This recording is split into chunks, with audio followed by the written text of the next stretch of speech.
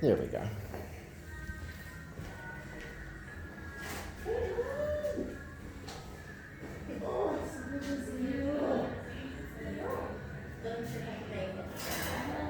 I'm so glad you did it. Hey, baby. Yeah. Look who made it.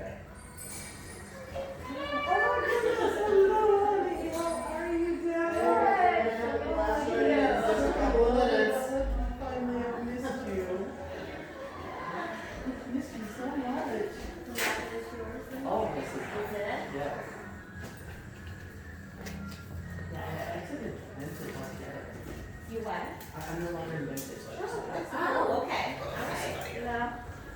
So, yeah. Probably better. I think so too. I'm not good at it. This space for a while. The original space was 2 electronics. Okay. All right. So this metal here, I didn't think it, or I wasn't sure if it was magnetic or not. It's not. It's alright, I have a whole pack in case I lose them in the middle of using them.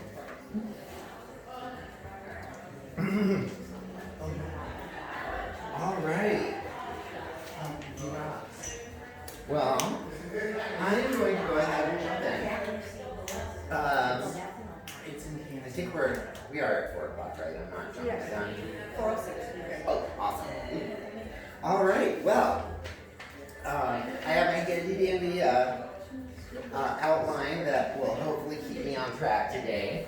I'm Eli. I've been in the psychic world most of my life, since I was 8 years old and up. I've been a professional psychic medium for 25 plus years. And this is one of my absolute favorite classes to teach. I love the introduction to the psychic senses. It's just a ton of fun. So, I have to put everything out on paper, otherwise I will get lost on a train of thought. We will have a question and answer period at the end. So if it's possible, the question until then, if I'm just not making any sense after like 5 minutes of talking about something, wave me down and let me know. Do we have enough chairs? Let me go grab another one. Oh, 2, 3.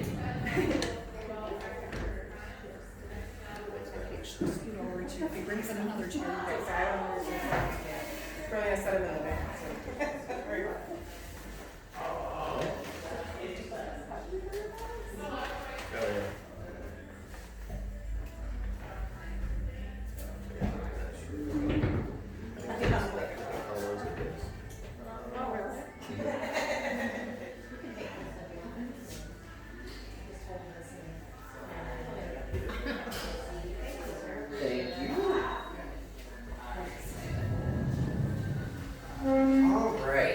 So, how many people have heard that humans are vibrational beings?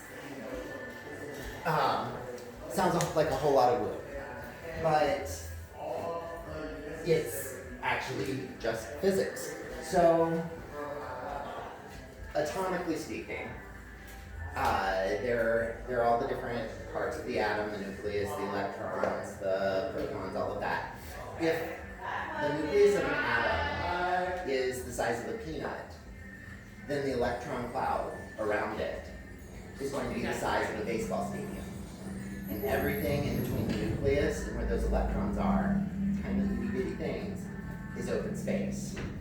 Matter of fact, if we were to collapse all of the mass, all of the parts of the atoms that hold mass and condense them down, the entirety of the human race would fit in a box the size of a sugar cube. So, in a very tangible, physics-oriented way, we are vibrational beings. What does all of that mean? It means a whole lot of we don't really understand it. Just because we don't fully understand it and can't explain everything doesn't mean that we can't utilize different techniques and utilize things that we don't fully understand, including the psychic senses. So, not 2 minutes in and I've already lost the hour. Okay, so today we are going to talk a lot about how we experience the senses and what we mean when we talk about the psychic senses. We're also going to talk about intuition. We're going to talk about how a few different ways of leveraging our intuition or aiming it. We're going to have a little exercise a little later on. And first and foremost, we're going to have fun. We're going to have fun. So, let's start with what we know. When I say, what are your senses, what do you guys think of? Sight, touch, taste, feel. So the five major, okay. So, we have sight, Oh, hearing it. touch. I always forget that one too. Let's not forget it. Taste, sight, touch, taste, hearing. Let's go. Thank you. Because I would have sat here and stared like, I know there's something else. So, that seems pretty straightforward, right? What are we seeing when we're using the sense of sight? Because there are three different things that are actually going on. So you have cones and rods. I can't remember which are which. One of them perceives shapes and shadows. The other perceives color. So we'll say shape and color. What do you think the third thing is? We have two eyes. Oh, it's like dimension. Depth perception. Yes.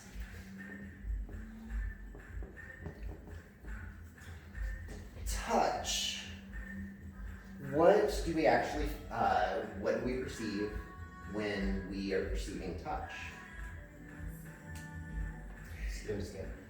There's pressure, temperature, and pain. And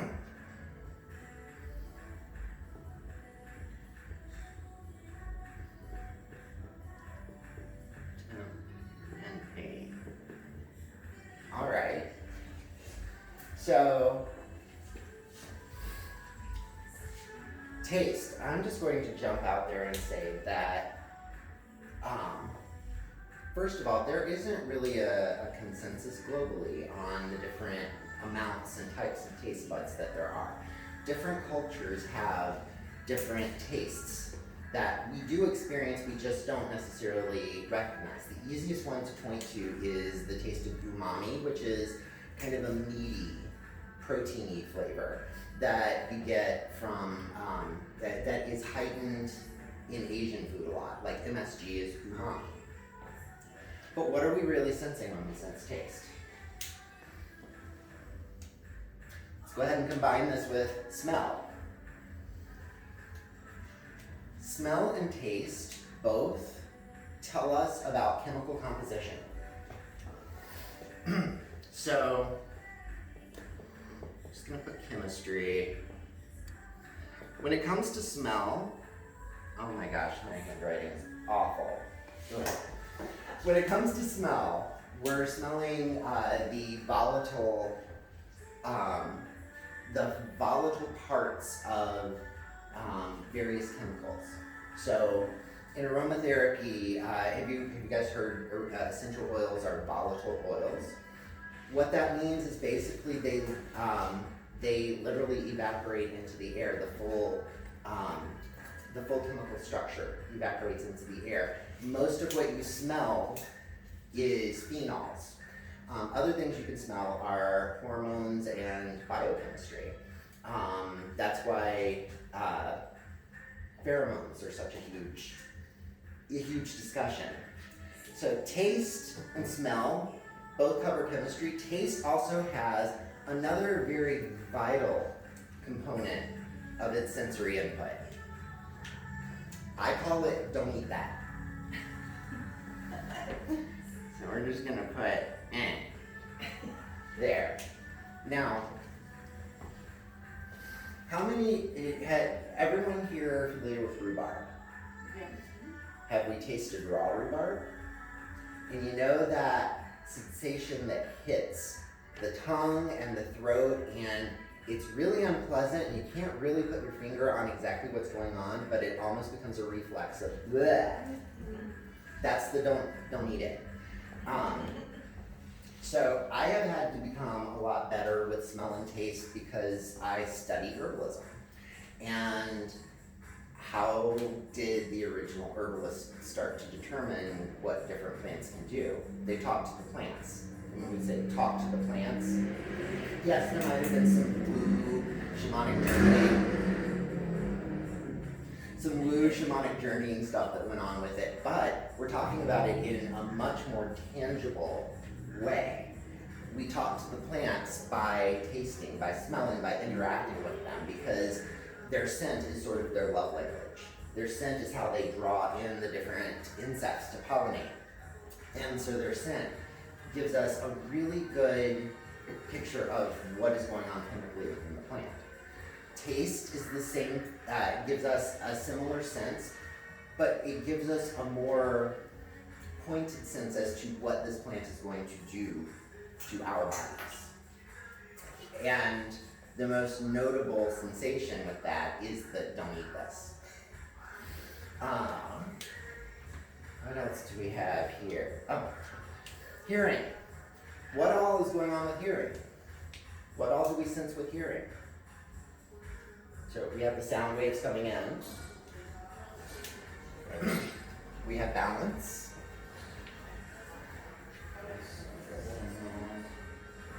And the balance happens in the inner ear. It has been assured to me that the balance component does affect their hearing by medical people that should know the answer more firmly than I would. There's one other thing here, directionality, because we have two. So, all right, is this it? Is this all of our physical senses? No. We're about halfway there. So,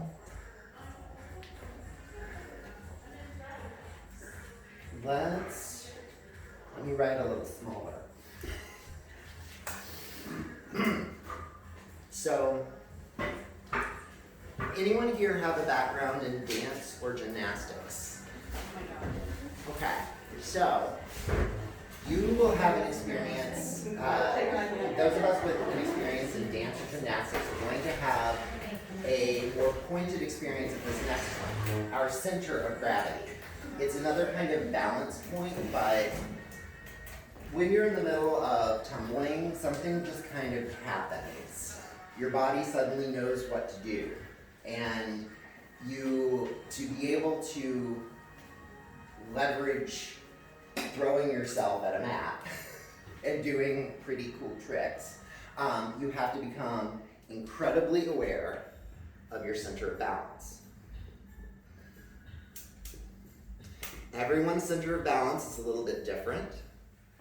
No one can point unanimously to a part of the anatomy and go, oh, it's going to be, halfway down your liver. It doesn't work that way. Everyone's center of balance is going to be different.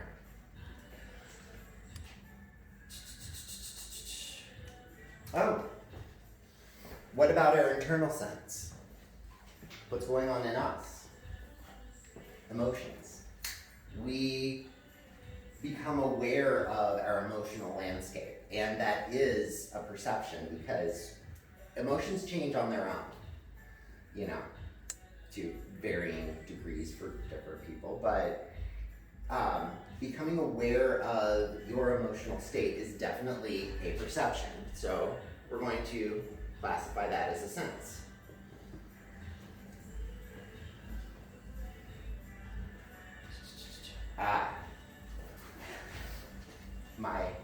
favorite. And by favorite, I mean the one that I struggle with the most. I love a $3 word, and this is one of those. Proprioception.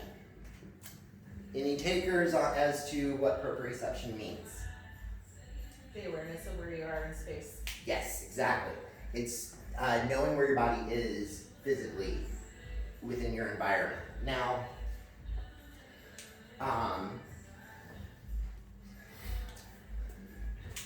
anybody here intimately known a dancer? So you can probably attest to this. There's something that happens that's completely magical with dancers. As soon as the music comes on and you throw them out on the stage, it's gorgeous. It's amazing to watch. What was it like living with them when there wasn't any music going? Were they clumsy? Sometimes, yeah. Yeah.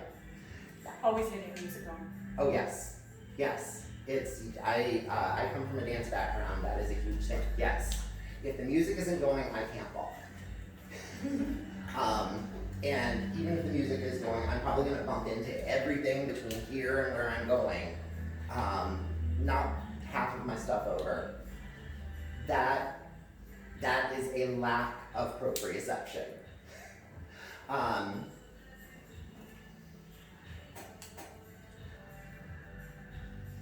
Okay.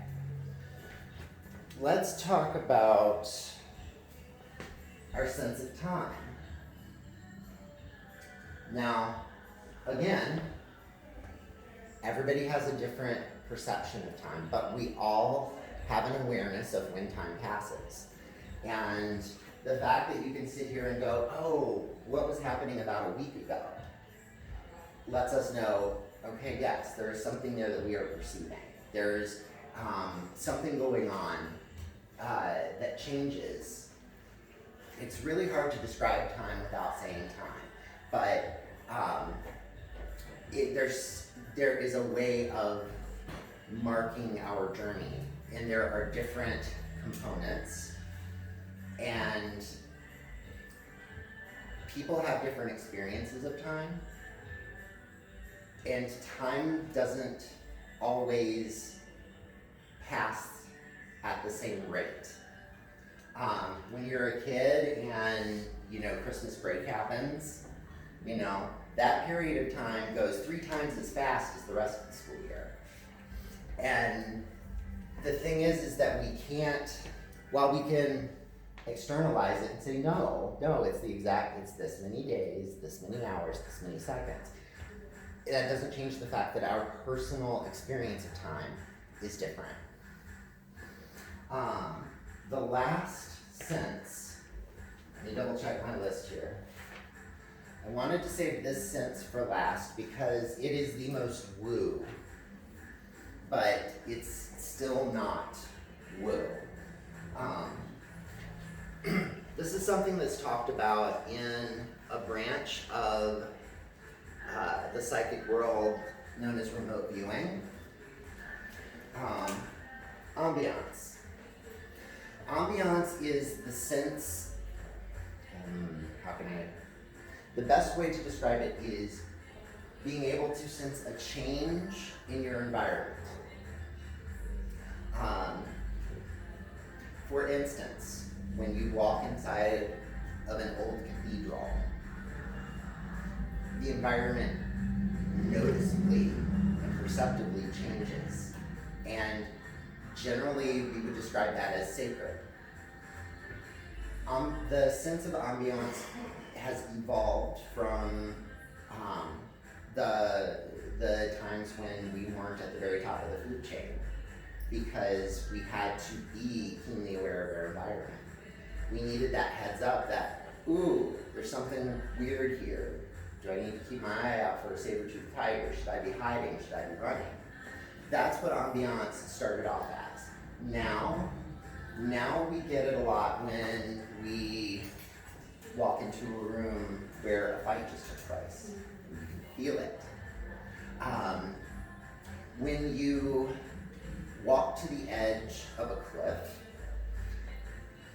I will fully admit, I think that the sense is much stronger stronger if you have a fear of heights to begin with, like me.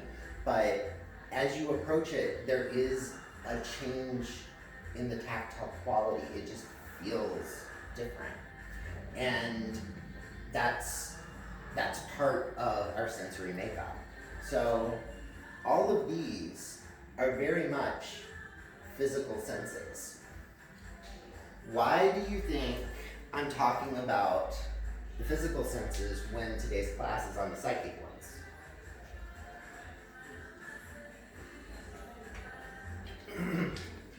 Those all come into play. They do. Yes. They do all come into play. And our brain is hardwired to recognize this stuff. This is the baseline. This is the computer operating system. So when we receive psychic information,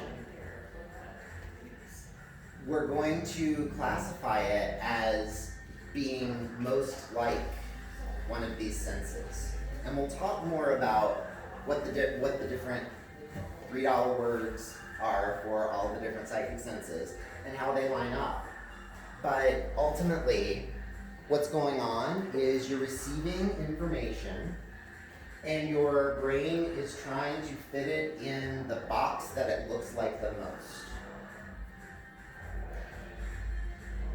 Why am I nitpicking at this? Because there is a quality to psychic impressions that is different from the physical impression counterpart. When I see something in my mind that is from a psychic sense, it looks different than a memory looks. And we're going to talk more about that in just a few minutes and why that is usable and important information to know. I'm going to go steal a cloth to wipe that down. Because I didn't remember to bring an eraser.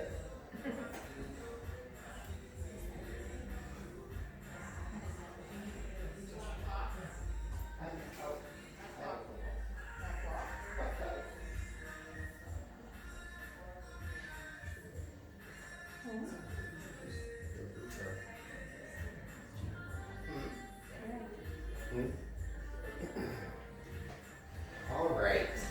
Yay for being environmentally friendly. So next, let's talk about intuition. So when I say intuition, how many people think that this is synonymous with the psychic senses? Oh, good. Intuition is a completely separate animal. Oh yes, that's right. How would y'all describe intuition?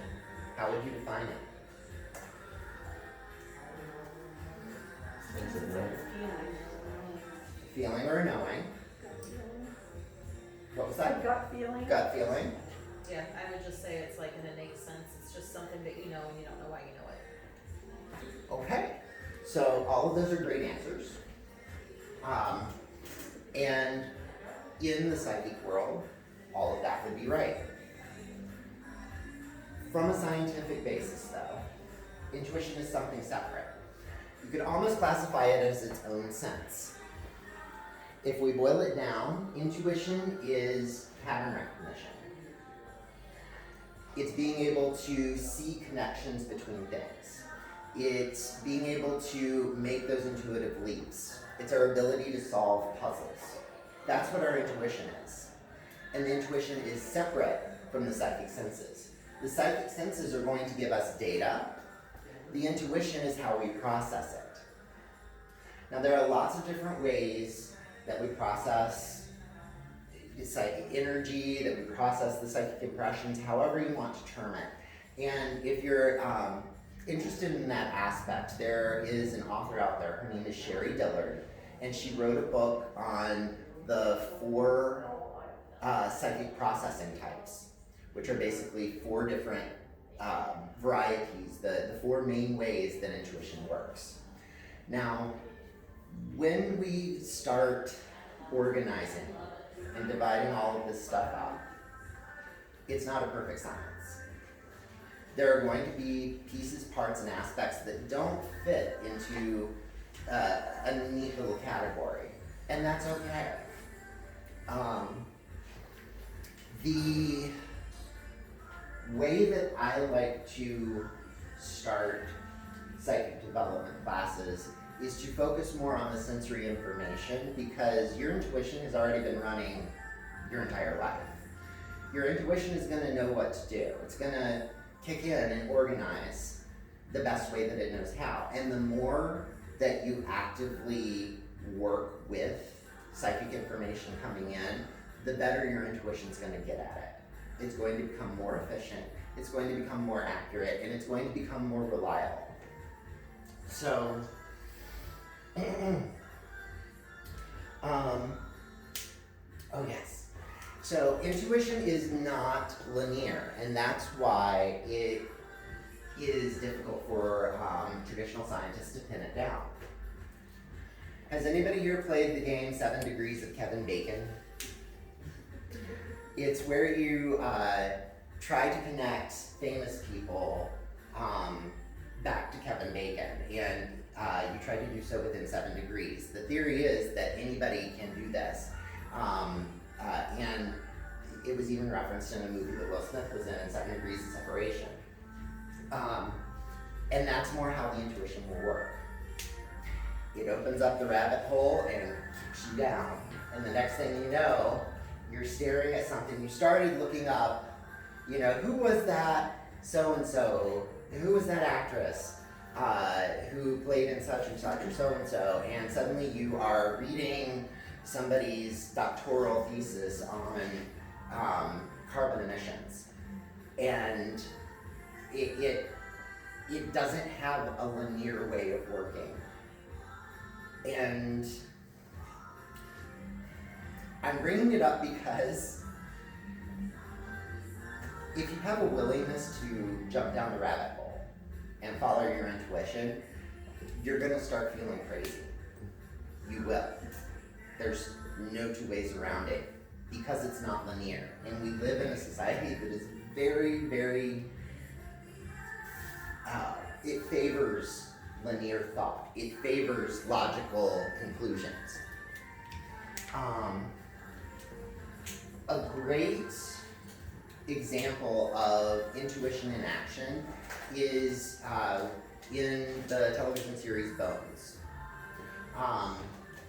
where the main character will talk about making intuitive leaps, and she's most noted as being Spock level logical. And it's a fun show to watch too, in general, but it is a great highlight for seeing the difference between logical information and intuition.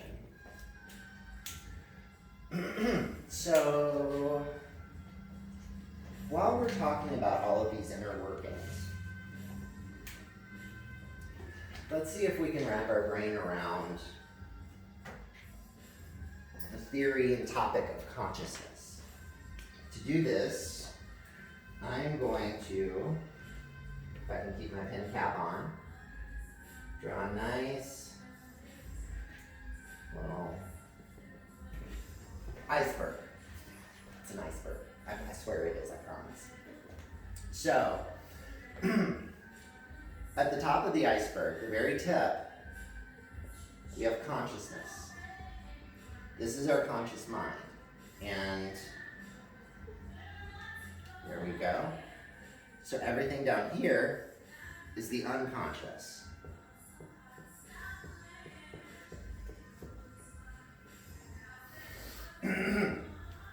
Where this water line is, we call this the lemon. Not like the fruit, it's L-I-M-I-N.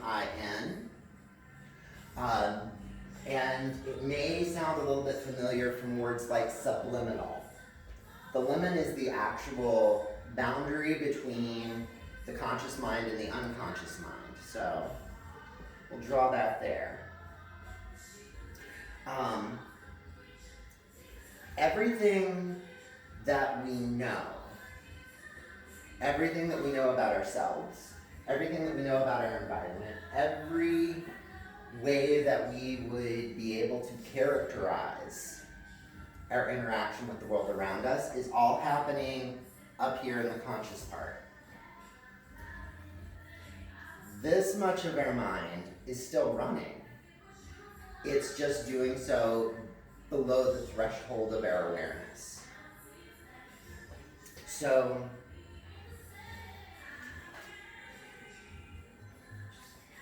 yes. Let's talk a little bit about how the psychic signal comes in. There have been many working theories, and the theory that I align with most comes from the remote viewing. So the theory there is that something happens within the unconscious where it's able to draw the information into itself and then feeds it to our conscious mind. I promise I'm going somewhere with this. So, in our iceberg diagram, if this is the unconscious and this is the conscious, what is the water?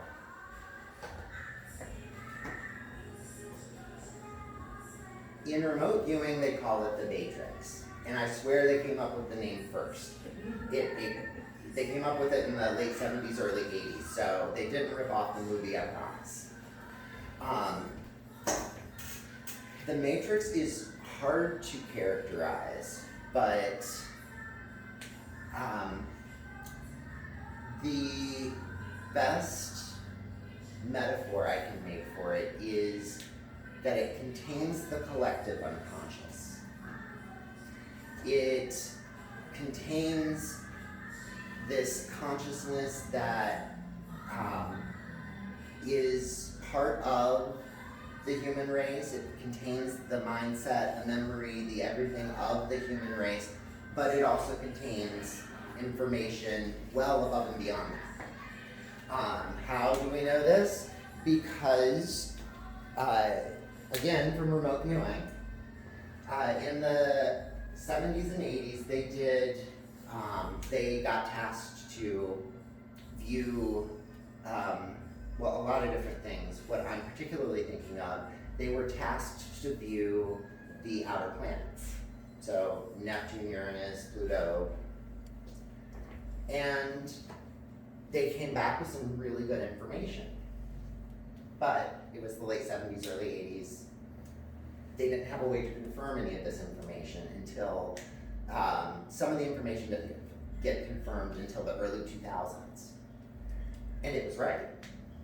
Like, they were able to describe chemical components that were completely shocking to the astrologists, astrophysicists. Very different vocation, astrologer, astrophysicist.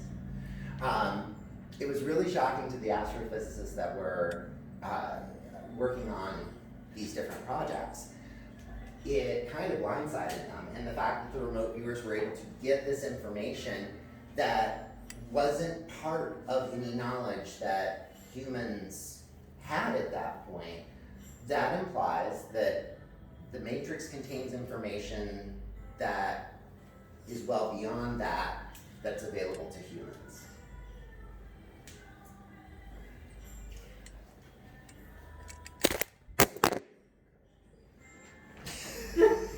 My phone has personality. Let's see if it actually stayed. Yes, it did. Okay, good. Hi, people watching this in the future. I apologize for my funky phone. There we go. Hey, baby, what time is it? I want to say it's like 4:40. Okay. Yes, 4:40. I'm actually on time. I'm more shocked than anybody. All right, so we have talked about all of this stuff. We've talked about the matrix. We've talked about conscious and unconscious. Now, let's get to the good stuff. The psychic senses themselves. All of the psychic senses have an official name. And when I say official, I say it with quotation marks because they do actually change those names in studies, but it's commonly known to us by the clairs. We have, so clair means clear.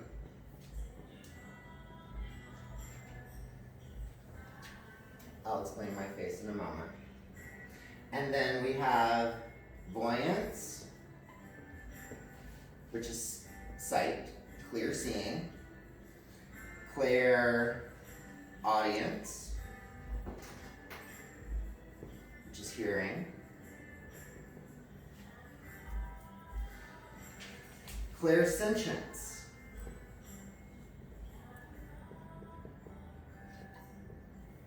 which is feeling.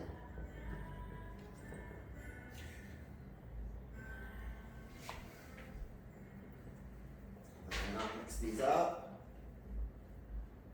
There we go. Clairalience is smell. Clairgustance is taste. Claircognizance is special. I say it's special because it's a psychic sense of just suddenly knowing. I call it psychic logic because the information just bloops right in, and usually you can't get any follow-up information from it. So, when we are talking about the psychic senses, clairvoyance is going to involve any information that could vaguely fit into the sight, into the box of sight. So colors, shapes, shadows, and depth, all of those are going to be associated with clairvoyance. Clairaudience, directionality, a sense of balance, as well as actual hearing. Clairsentience, this is a special one. Clairsentience is sort of the everything in the kitchen sink psychic sense, because it is going to involve physical sensation, so pressure, pain, temperature. It's also going to involve anything that we feel emotionally. That also gets tossed in there. So if you say you feel anything, that's a clairsentient statement. Clairalience and clairgustance are senses that don't get a whole lot of press. Milo, who was just in here, has a very unique ability where he senses people's energy as a taste. Everybody has a flavor. Mine's wasabi. And it's so interesting, but outside of that, most of the time those two senses aren't used in psychic work. In mediumship, however, smell and taste play a much bigger role. They get a lot more press time. Claircognizance is basically any information that you can't fit into other boxes. If you know it, but it didn't come from a feeling, or you can't associate any visual information with it, or even if the information is secondary, like I might have a psychic impression and I can extrapolate from that impression and say, oh, well, the person looked like this, but that isn't the totality of the impression. Claircognizance is a beast. It is a beast to work with, but it's also, oh, thank you, my love. But it's also, how can I say this? Claircognizance is the one that gives us a big jump in information, because you can get from a single couple second impression of claircognizance, you can get all the same information that might take about 20 minutes to ferret out using clairvoyance. So now we have the senses. We've talked about the physical senses, we've talked about the intuition, we've talked about the psychic senses. So we should be good, right? Yeah. Let's talk about how we actually experience the information coming in. I want you to think of your nervous system as a giant antenna. Because most psychic information, especially in the beginning, is processed through the body first.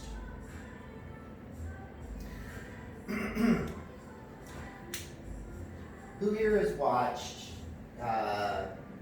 Teresa Caputo, Long Island Medium, or Tyler Henry? What do those two have in common? Scribble.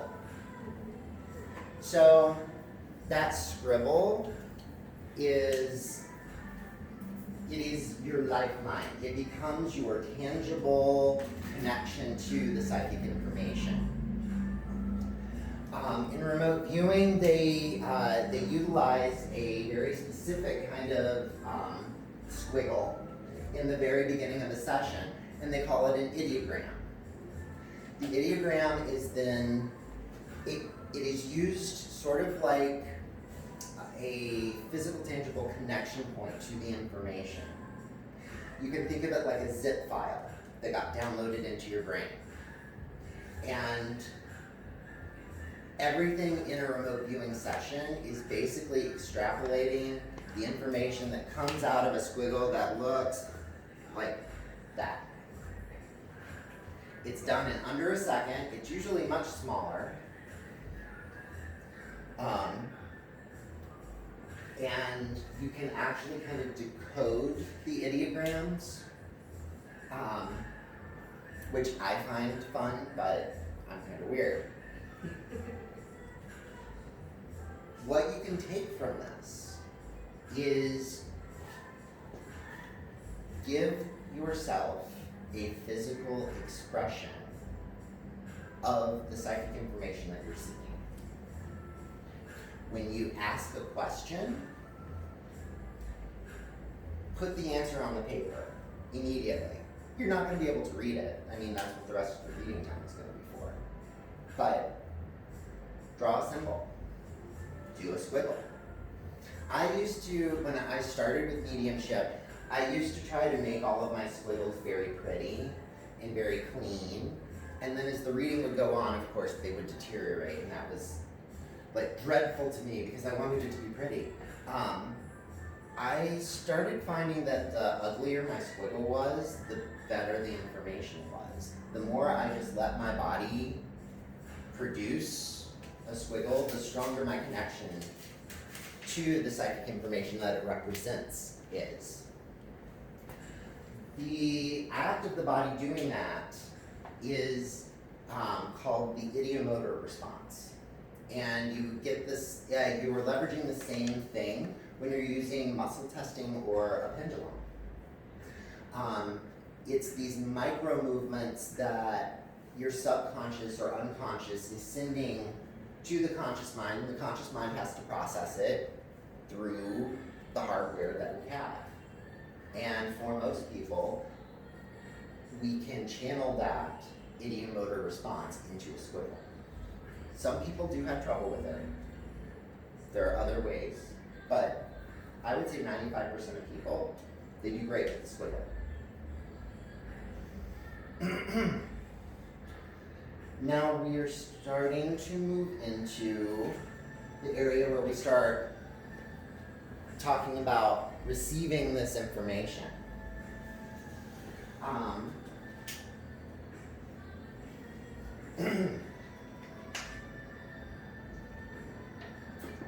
So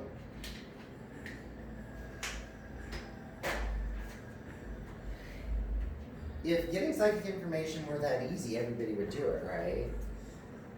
Except that you're already doing it all the time. We work most of our intuitive knowledge into the logical structure of our life because we have to. That's the world we live in. If you're looking for purely intuitive or psychic information, what do you think some guidelines would be? And what do you think the biggest challenge is going to be? Stepping out of the logic. Yes. Huge. Huge. What's another big one? How about imagination? How many people here have tried anything psychic-y before? Okay. How many people here have then done the thing and then looked at it and gone, okay, that's just completely wrong? Happens to all of us.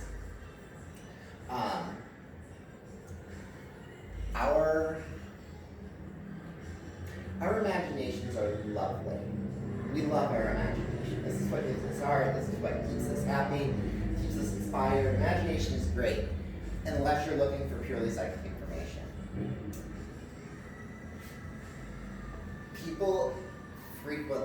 Students frequently ask me, how can you tell the difference?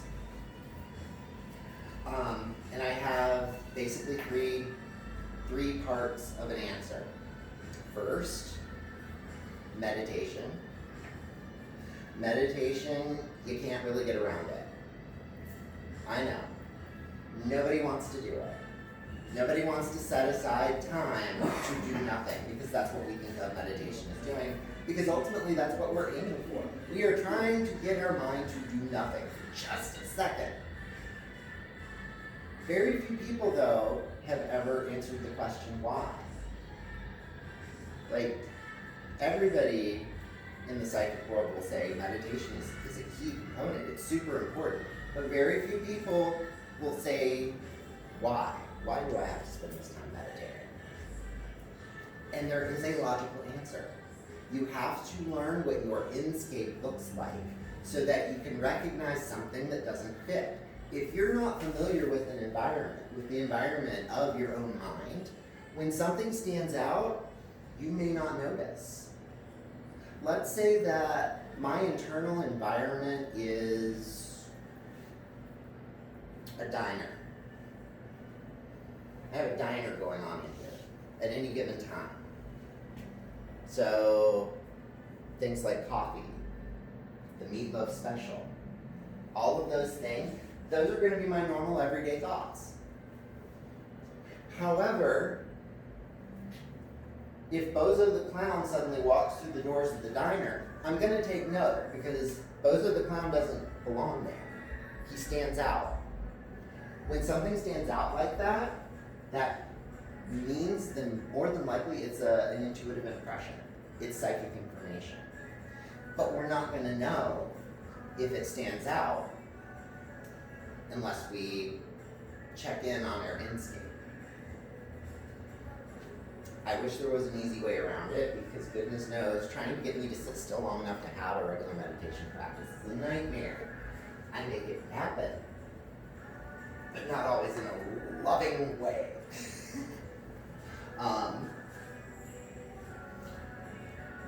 There was a three-part question there. Meditation, how to overcome imagination. Okay, meditation, knowing the inscape. The second part, also not an easy answer, is practice.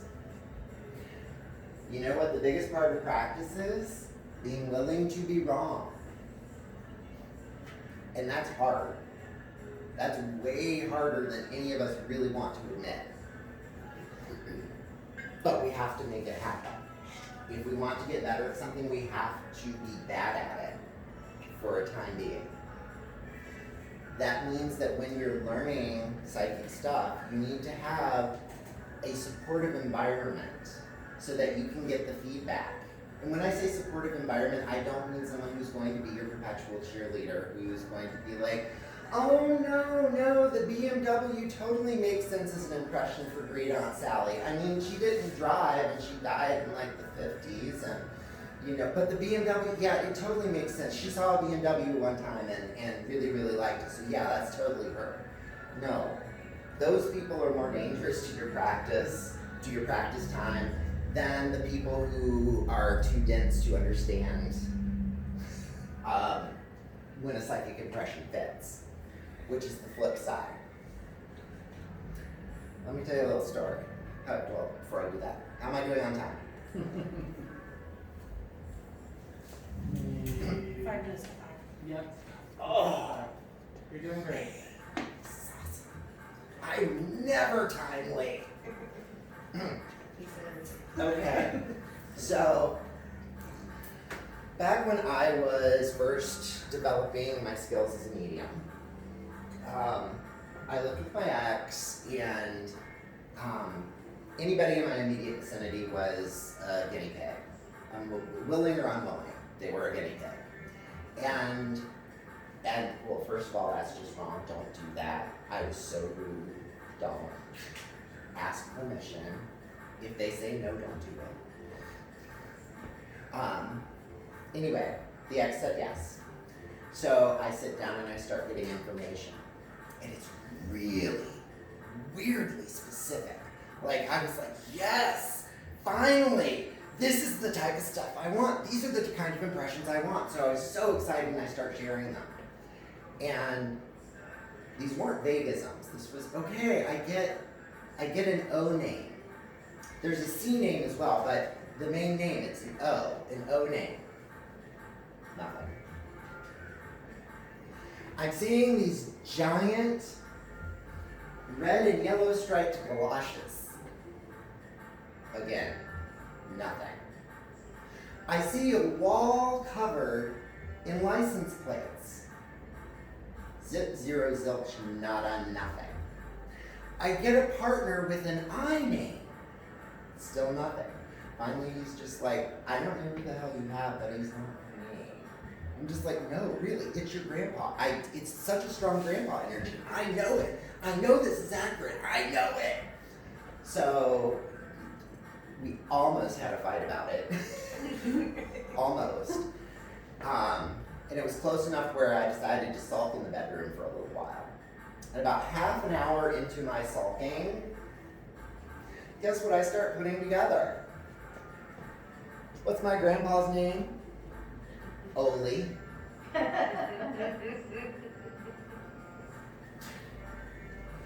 Oli used to take me to feed the ducks, and every time we would go to feed the ducks, I would try to step in, because I was this tall at the time, I would try to step into his galoshes, his white striped galoshes, and they would come up to my hips. It was a very firm memory that I had.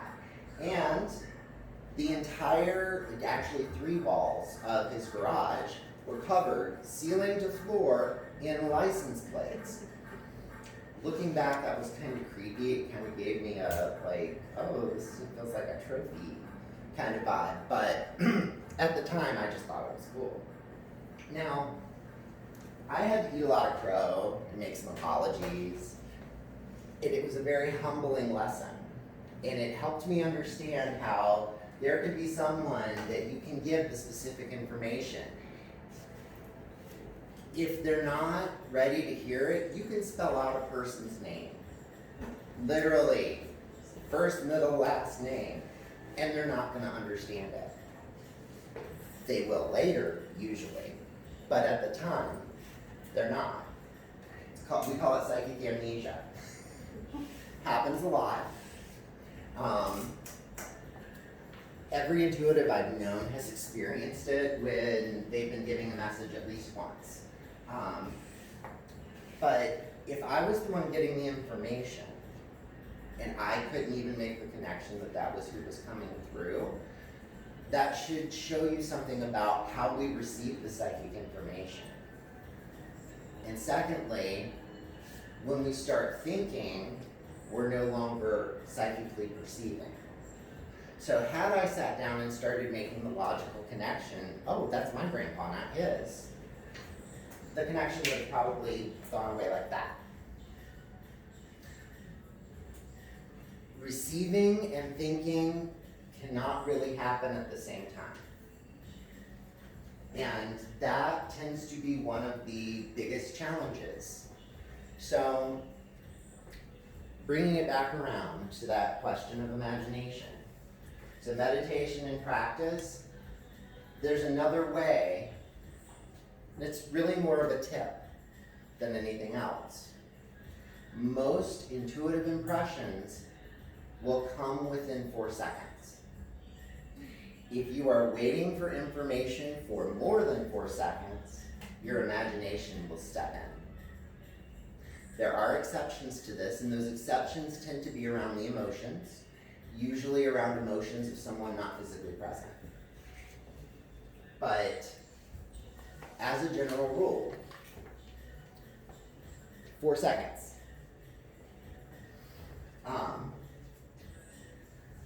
You want to give, how can I say this?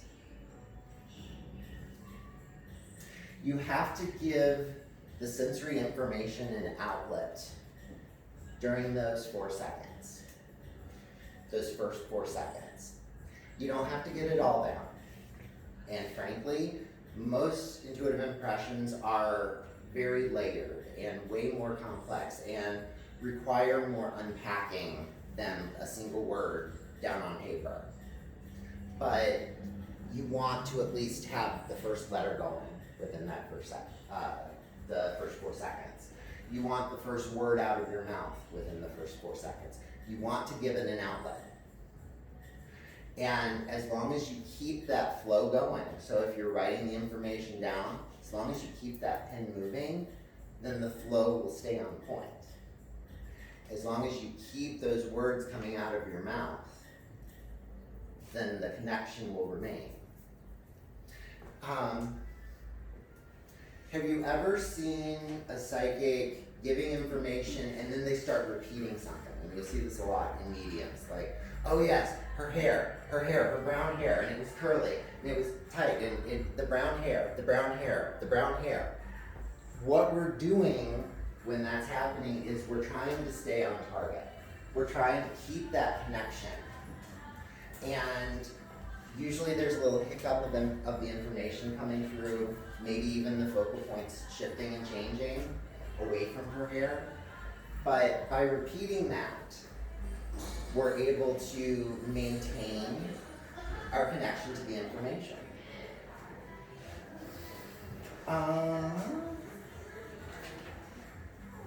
Okay, so let's talk about objective and subjective information.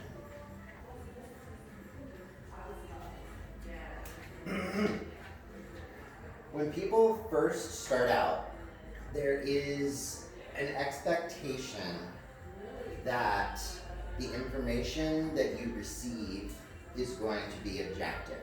And when I say objective information, I mean that the way you have it happen in your head, the way you see it in your mind, is what it's going to look like when you lay eyes on it in the tangible world. And usually that is not the case. Most intuitive information is subjective. And when I say subjective, I mean symbolic. Why? Because symbolic information is a heck of a lot more effective at giving us information than an objective psychic impression. If you have a symbol of a lollipop, and the lollipop could mean happiness, could mean a promotion, I don't know why. I have no idea. This is not a universal thing. I'm literally borrowing one of my students' symbol sets. It made sense to her. But a lollipop was a promotion as well. And depending on the colors of the lollipop would tell her what kind of work the person did. So a flash of a lollipop in her mind could tell her, oh, you're about to get a promotion. You work in a doctor's office, and you're also celebrating a big event coming in your life. Usually by the time she got to saying the words big event, she would know exactly what that event was because she kept the flow going. But for the life of me, I can't make a lollipop make sense for that symbol. Lucky for me though, I don't have to because it's not mine. When people finally start to accept that the information that they receive is probably going to be symbolic, they want to sit down and create their glossary of what their symbols are going to mean. And I've seen it go so far as buying multiple like dream books and books on symbols and literally mapping it out. And I'm like, that's great. I love that you have those resources. I love your initiative, but those aren't going to be your symbols.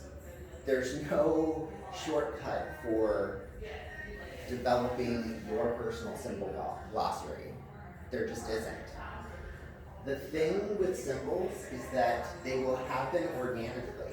You will receive an impression and then start to notice patterns connected with that impression. So if you're noticing those patterns, what are we talking about?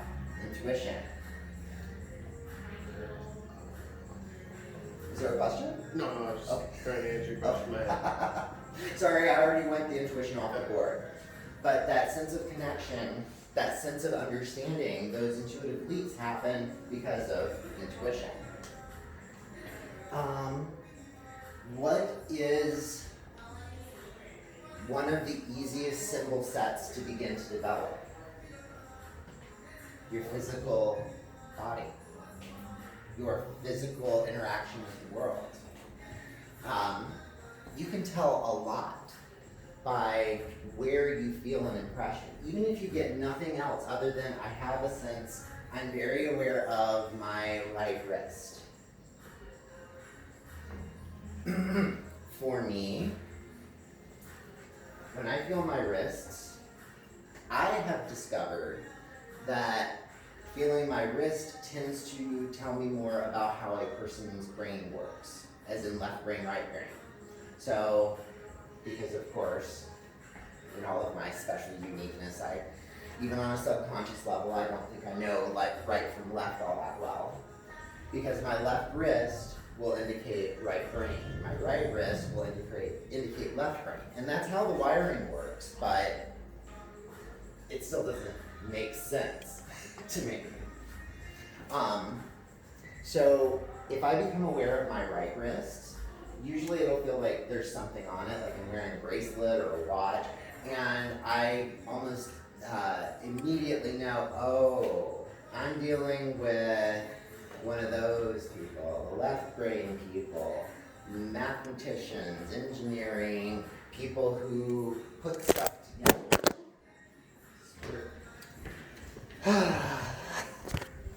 My poor phone. I was a mathematician's career. My phone doesn't like mathematicians either. I teach math. Oh. Well, then stay away from